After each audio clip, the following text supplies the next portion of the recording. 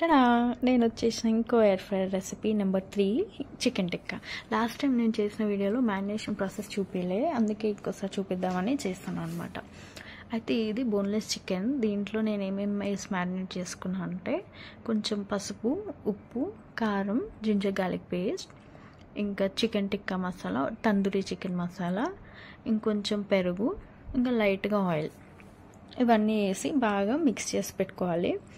Mix చేసుకున్నాక మనం ఒక 1 అవర్ కానీ 30 మినిట్స్ మ్యాక్సిమం అట్లా మ్యారినేట్ చేసి ఫ్రిడ్జ్లో పెట్టి దాన్ని సెట్ అవ్వనివ్వాలి ఒక కొంచెం సేపు, మనం ఎయిర్ ఫ్రై చేసుకునే ముందు. చూస్తున్నారు కదా, ఇట్లయితే బాగా మిక్స్ చేసుకొని నీట్గా దాన్ని ఇంకా ఫ్రిడ్జ్లో పక్కన పెట్టేయాలి, ఇంకా దాన్ని కదలేయకుండా.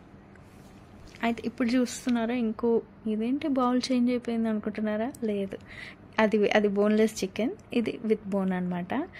సో దీనికైతే నేను చికెన్ టిక్కాలా చేసుకుందాం అనుకున్నా, అది వేరే ప్రాసెస్లో చేశారు, అందుకే నేను ఆ వీడియో రికార్డ్ చేయలేదు. ఇంకా నెక్స్ట్ టైం చూపిస్తా. ఇప్పటికైతే ఈ బోన్ చికెన్ని మనం చికెన్ టిక్కా ఎట్లా చేస్తున్నానో చూడండి. ఈ స్టిక్స్ నేను మీషోలో తీసుకున్నా. మీరు నార్మల్గా పన్నీర్ టిక్కా, చికెన్ టిక్కా స్టిక్స్ అని కొడితే మీకు చూపిస్తాయి ప్రోడక్ట్స్ మీషోలో.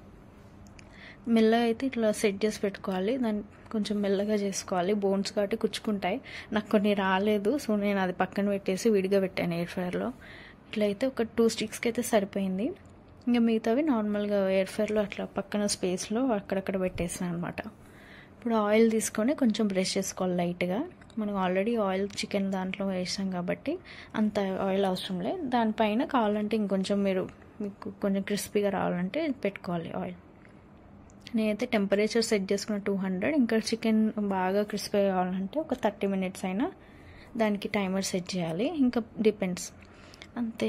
30 మినిట్స్ తర్వాత చూస్తారా ఎంత క్రిస్పీగా అయిందో. అంతే. మీకు నచ్చిన సాస్ ఎంజాయ్ చేయండి. అంతే. బాయ్.